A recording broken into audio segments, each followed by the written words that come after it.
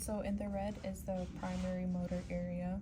This helps with planning or moving voluntary body movements. Right in front of it is going to be the premotor. This is what plans and coordinates those movements. Number 2 is called the primary somatosensory area.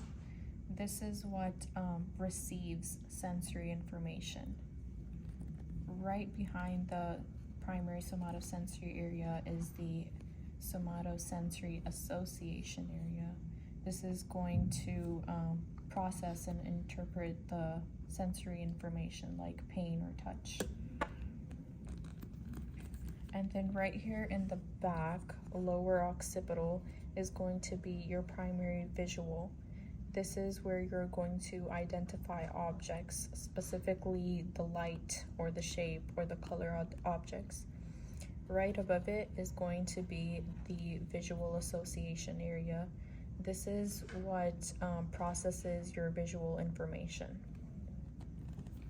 If you go to the temporal lobe, this little area is going to be your primary auditory.